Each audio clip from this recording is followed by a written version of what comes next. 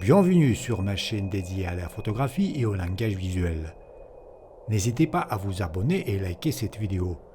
C'est un moyen simple de soutenir mon travail et le faire connaître aux autres personnes. Bonjour à tous. Aujourd'hui, je vais me concentrer sur le thème pratique, à savoir l'intuition dans le travail artistique. À mon avis, cette question est l'une des plus importantes. Et aujourd'hui, je vais parler de la vision intuitive et de Sarah Moon. Elle, comme peut-être personne d'autre, a réalisé pendant sa longue carrière une approche intuitive, en la faisant son style individuel. L'intuition est une caractéristique principale dans son art. Elle est dans les propriétés visuelles de ses photos, dans le travail avec les mannequins, dans les choix de sujets de ses projets. Le vrai nom de Sarah Moon est Marielle Varan. Mais selon elle-même, après qu'elle a commencé à travailler sous son pseudonyme, personne ne l'appelait par son nom de naissance. Sarah Moon a commencé sa carrière de l'autre côté de la caméra. Son cas était assez rare. Dans les années 60, elle avait un succès comme mannequin et puis elle étudiait en temps court la peinture et le dessin, que plus tard aura marqué ses œuvres car ils seront très souvent équilibrés entre la photographie et la peinture. Nous sommes habitués, en parlant de l'art, qu'une œuvre artistique et la vision d'un artiste doivent être intuitives. Mais qu'est-ce que l'intuition ? Que signifie-t-il voir le monde extérieur d'un regard intuitif ? Quelle est la différence entre la vision intuitive et rationnelle ? Car dans notre conscience, il n'y a aucun déclencheur, comme si on dirait « maintenant je passe à la mode intuitive » ou « je reviens dans la pensée rationnelle ». Non. En fait, cela est uni à l'intérieur de nous-mêmes. Et voilà pourquoi pour un artiste, il faut trouver une différence claire entre la pensée intuitive et rationnelle. Comment on se heurte à l'intuition ? Le phénomène où l'intuition devient l'aspect le plus important et que tout le monde connaît, c'est l'amour. Et je vais parler de l'amour non pas dans toute sa plénitude, mais de l'amour entre deux personnes. Il faut dire que ce domaine, le sentiment entre deux personnes, n'est pas quelque chose secondaire dans l'art, comme aussi dans la vie. On sait beaucoup des chefs-d'œuvre consacrés à ce thème de l'amour. On sait des mythes racontés de l'amour. On sait des grandes guerres déclenchées à cause de l'amour. Laquelle en était par exemple la guerre de Troie. Et l'un des thèmes les plus cruciaux dans la tragédie antique était un rapport entre le devoir et la passion. Qu'est-ce qu'il se passe lorsqu'on tombe amoureux ? Comment connaît-on cela ? Cet événement arrive imprévisible, absolument inattendu dans le sens que ce sentiment n'est pas une conséquence de notre pensée, ni un résultat de quelque juxtaposition et de l'analyse des qualités d'une personne. Il peut paraître comme s'il n'y avait aucune raison derrière cet événement. Je suis tombé amoureux. Cela se passe comme un coup de foudre, et cela est bien sûr inattendu pour moi-même. Cela ne signifie pas que ce sentiment n'a pas de cause, mais cela signifie que cette cause ne se trouve pas dans notre pensée rationnelle. L'amour n'apparaît jamais à cause d'une liste des qualités d'une personne. De plus, ce sentiment, au moins à la première étape, révèle un mélange logique des émotions opposées. l'attraction, la crainte, la peur, le désir, la tendresse et même la haine. Parfois, on peut imaginer que dans cet événement s'unissent des sentiments incompatibles. Comment puis-je comprendre cette liaison paradoxale entre moi et une personne de qui je tombe amoureux? Le mot liaison est définissant, car la première chose que vous pouvez sentir, c'est le fait que vous êtes déjà en quelque liaison avec cette personne pour qui vous ressentez de l'amour. C'est très inhabituel parce que dans la vie quotidienne, tout se passe différemment. Une liaison entre moi et une autre personne peut apparaître comme un résultat de notre interaction qui demande de longue durée. Alors, en cas de l'amour, cette durée est absente. Par exemple, on peut se souvenir que la mythologie antique décrit ce phénomène de l'apparition de l'amour comme un attouchement d'une flèche d'Éros. Dans la mythologie romaine d'amour. Jusqu'à nos jours, on représente au niveau symbolique l'amour entre deux personnes comme une cœur percée par une flèche. Derrière cette représentation symbolique se cache une propriété fondamentale.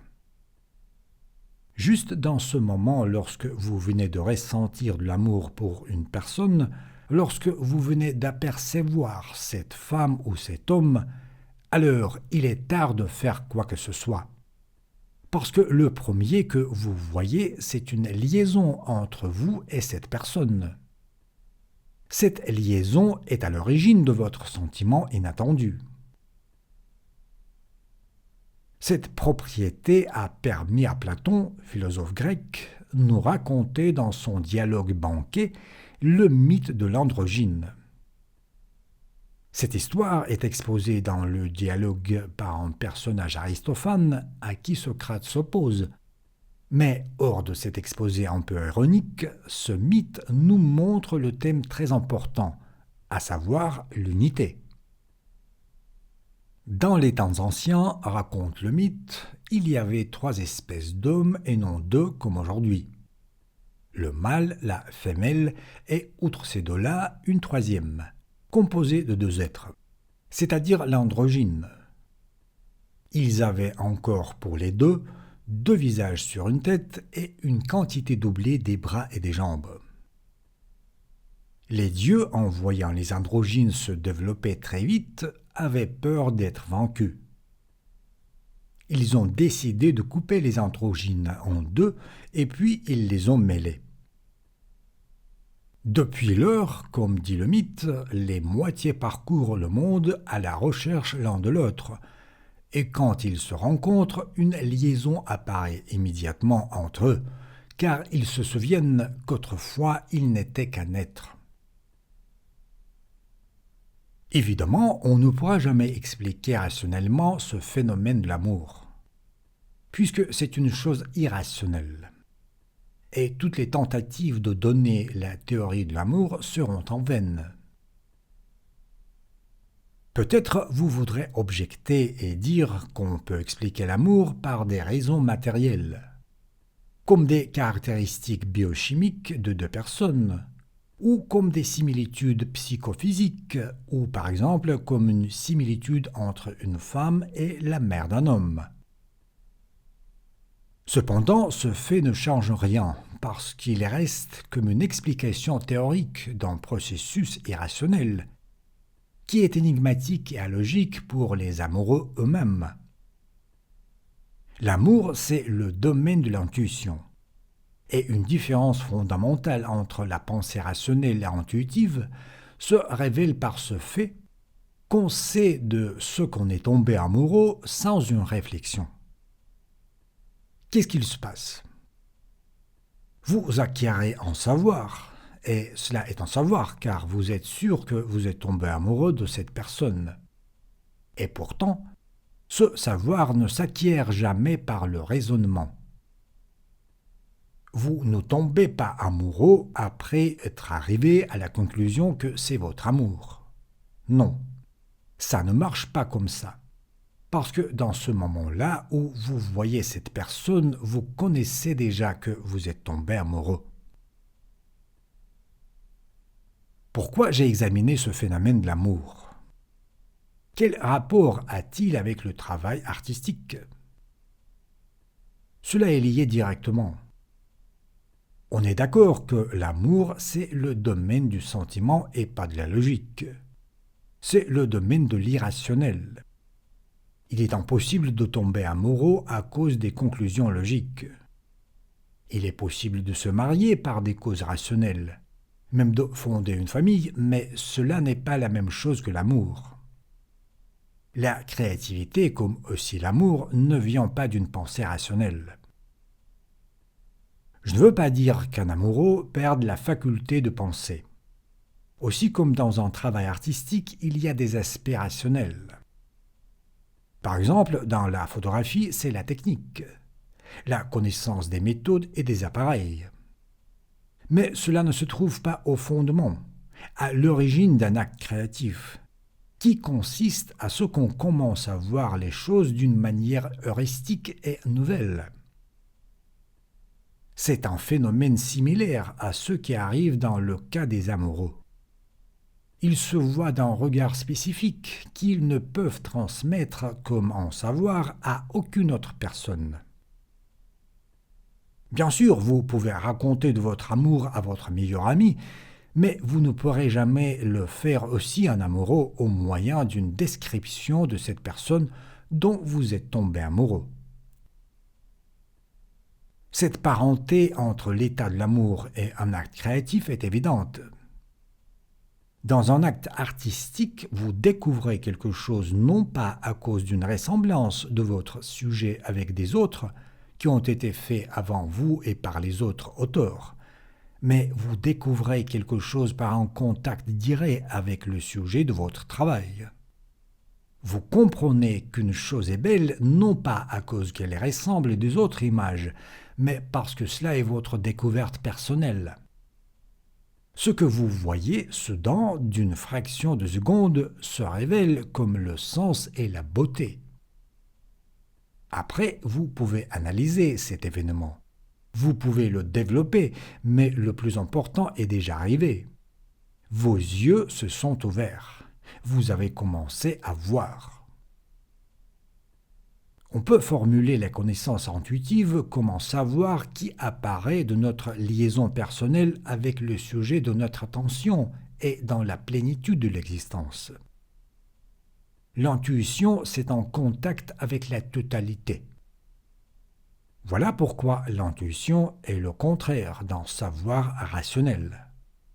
Parce que ratieux vient à une connaissance au moyen d'une analyse. Le rationnel fonctionne toujours comme un instrument. Il nous aide à expliquer, formuler ce qui était déjà saisi par l'intuition. Le rationnel est impuissant de découvrir une chose nouvelle ou de synthétiser.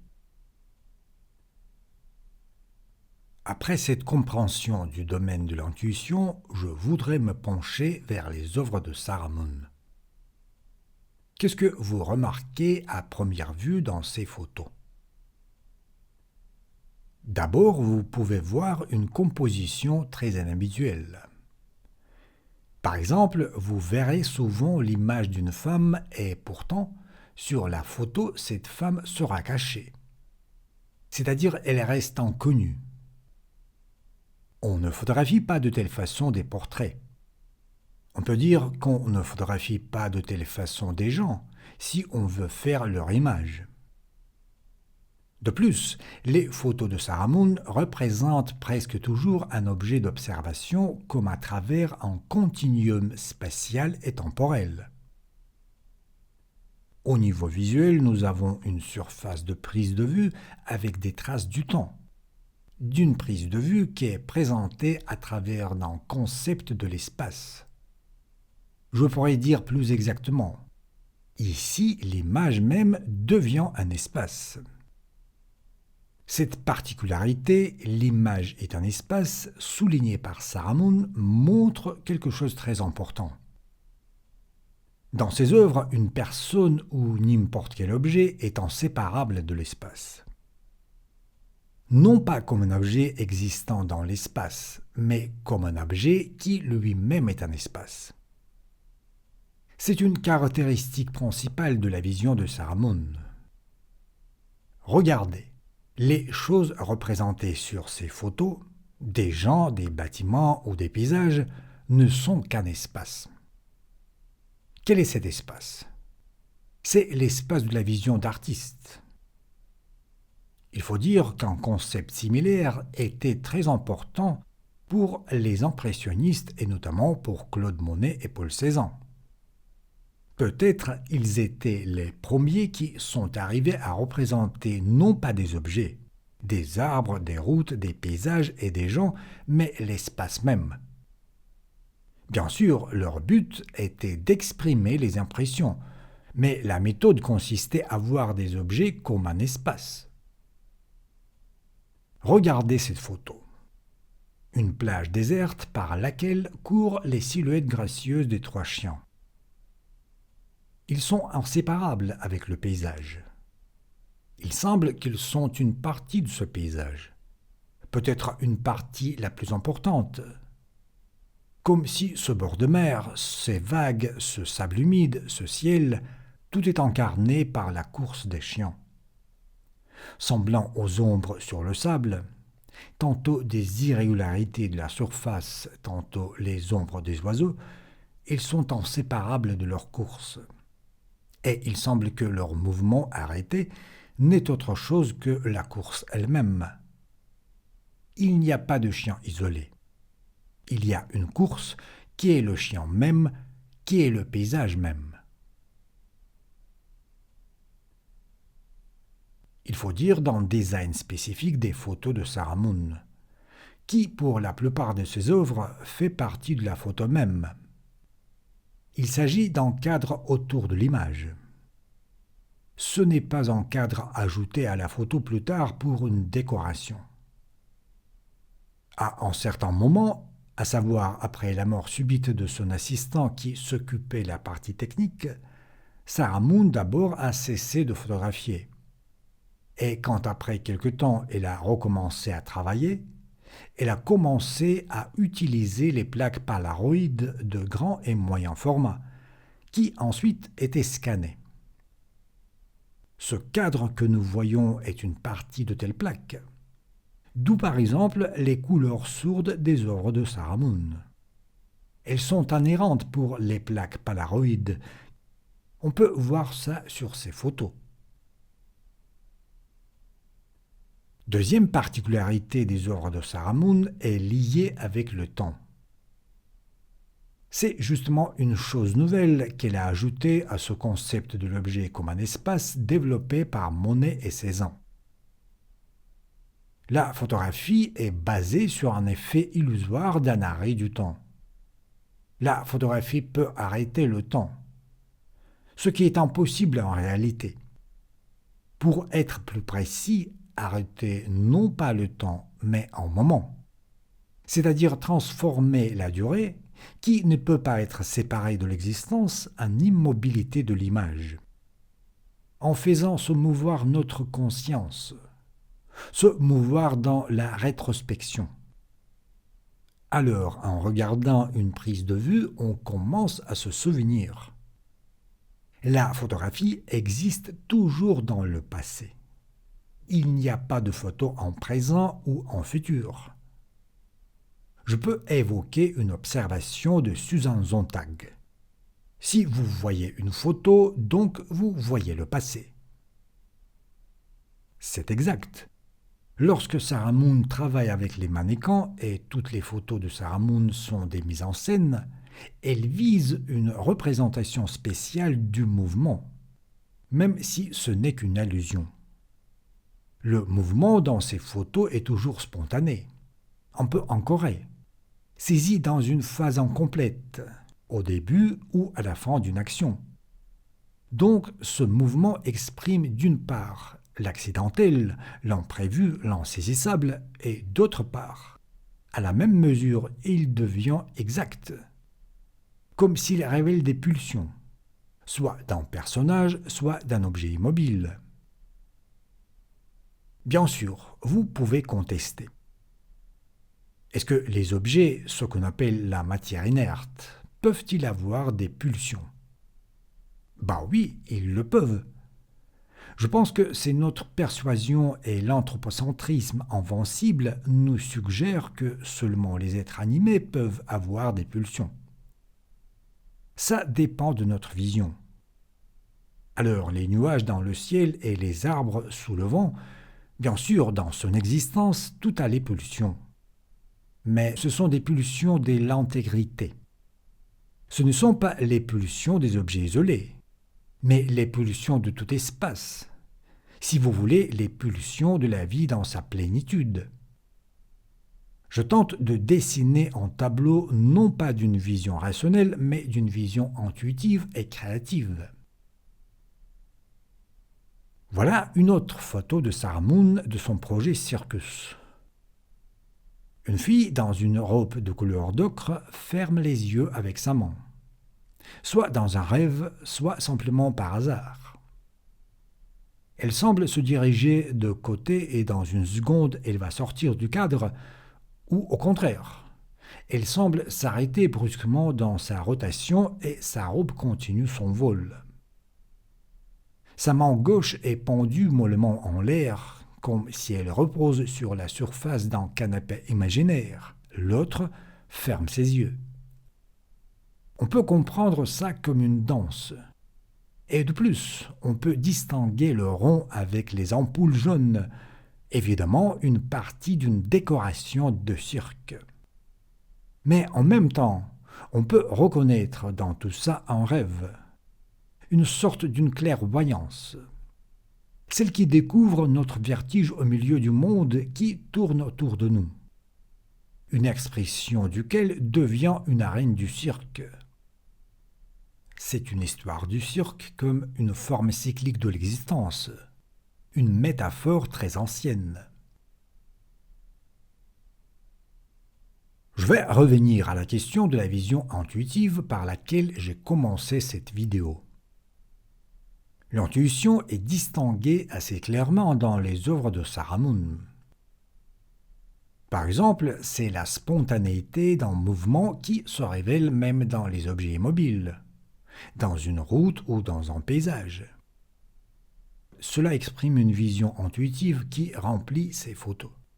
Et cela n'est pas une question d'une technologie ou quelques astuces. C'est une question d'un mouvement de l'artiste selon l'intuition qui la dirige comme dans une danse ou dans une sorte de transe. Pour illustrer cette recherche intuitive de l'artiste, je veux citer Sarah Moon qui raconte dans son film Les Contacts. Alors je me tourne autour d'un modèle. Je la regarde à n'en plus finir. De face, de profil, de dos, à l'envers, en pied, sans pied. Je change les angles, je triche les perspectives, je brouille les pistes. Je ne sais plus quoi faire. Je ne sais plus rien. Autour de moi est le vide. Le modèle n'a qu'une place. Je cherche la mienne, je ne trouve pas. Ils attendent. Je ne veux pas être là. Je m'accroche aux lignes, à la courbe de la nuque, au pli de la robe, au geste de la main, au mouvement des anges. Le jour baisse, la lumière change. Je perds confiance. Je ne veux plus jamais faire de photos. Mais je continue et puis, soudain, pas toujours mais quelquefois, quelque chose se passe. Quelque chose a changé. Je ne sais jamais pourquoi. Ou bien je suis au bon endroit, au bon moment, ou bien seulement j'y crois.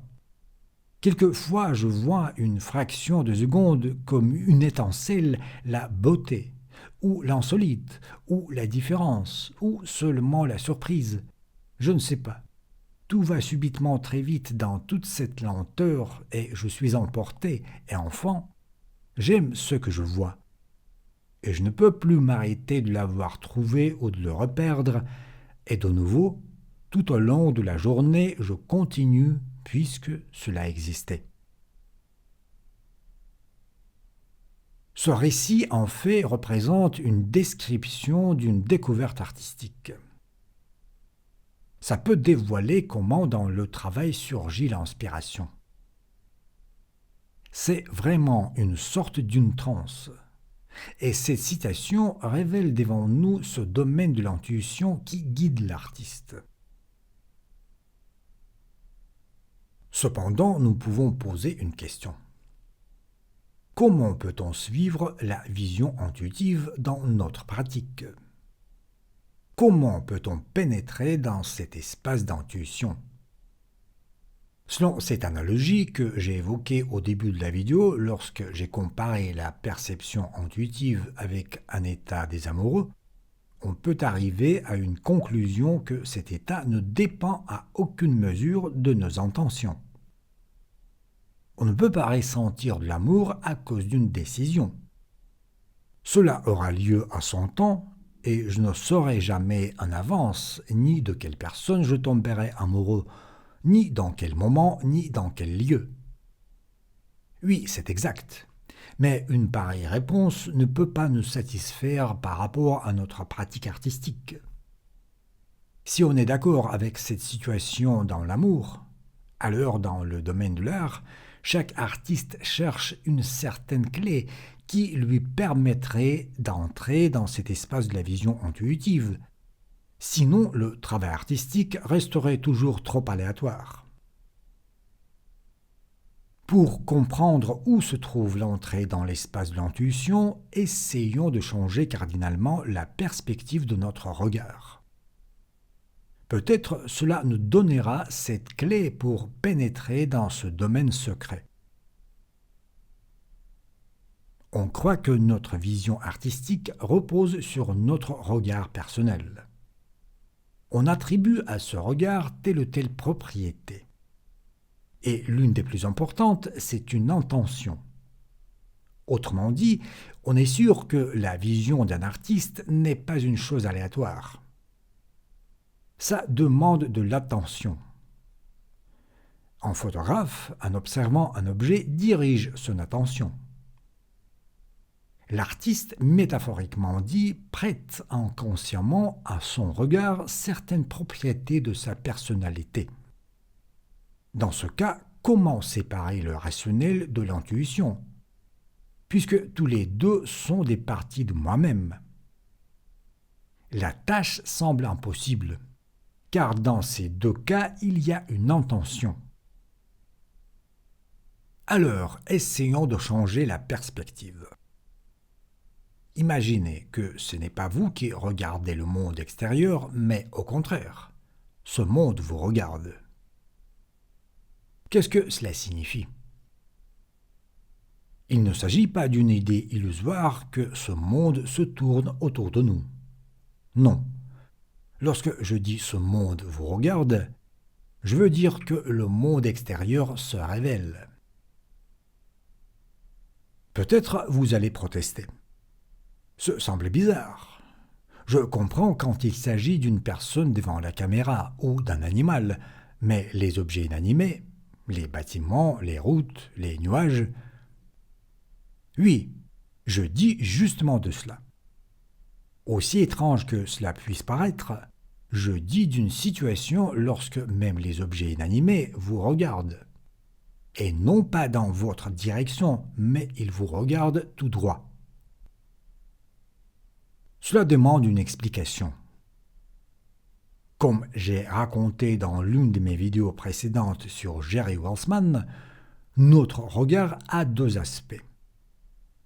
C'est moi qui me trouve d'un côté de ce phénomène, comme celui qui est capable de percevoir, de sentir. Et de l'autre côté se trouve le monde extérieur. Ce qu'on appelle le regard, ce n'est autre chose qu'une rencontre, un croisement de ces deux aspects de l'existence.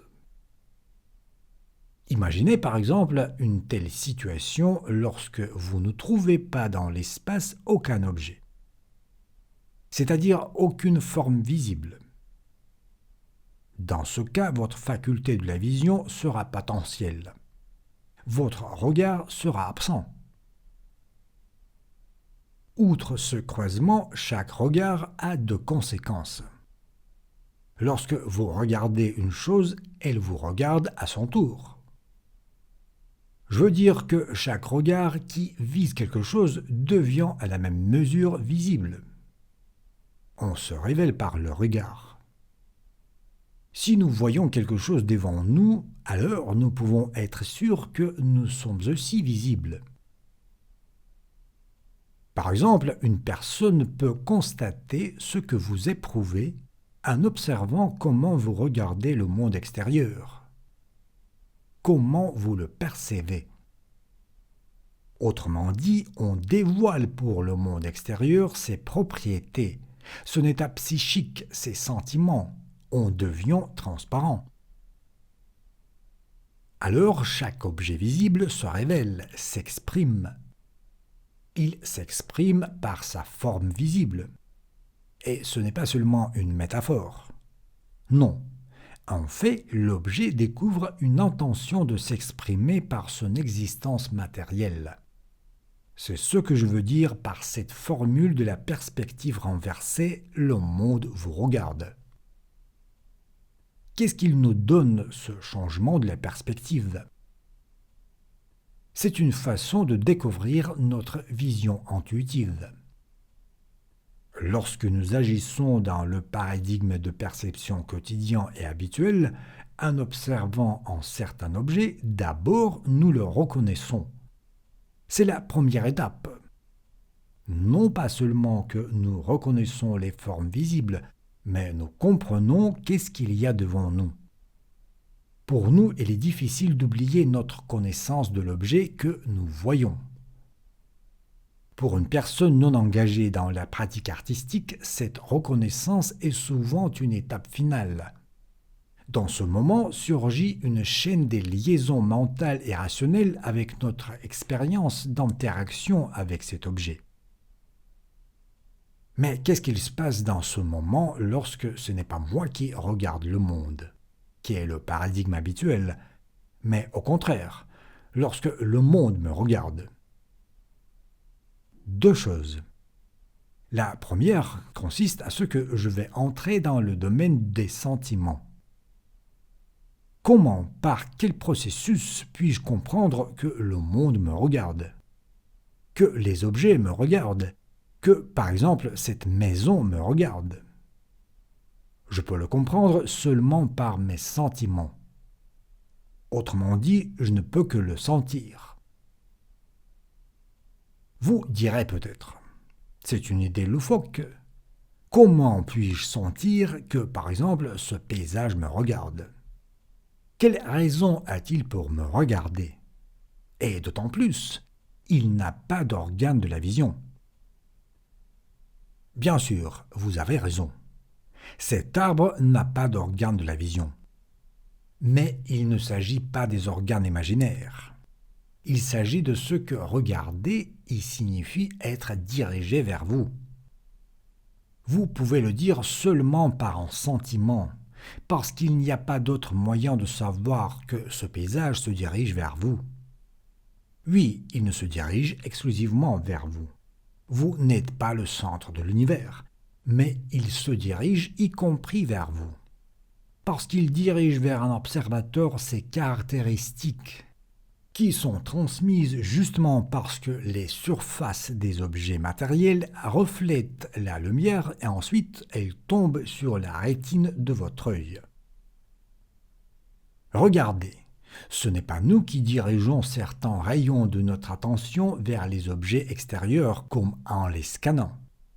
Mais ce sont des objets qui reflètent les ondes de lumière ou, selon la théorie corpusculaire, les photons vers nous. Nous les percevons. En ouvrant nos yeux, nous les laissons entrer. Donc, nous pouvons seulement sentir ces propriétés ou caractéristiques des objets. Il est inutile de les analyser. Ça n'a pas aucun sens parce qu'il n'y a pas besoin d'analyser ce que vous avez déjà saisi. Ce changement de la perspective ne vous propose pas d'inventer quelque chose ou croire en ce qui n'existe pas. Il s'agit simplement de changer le vecteur du regard.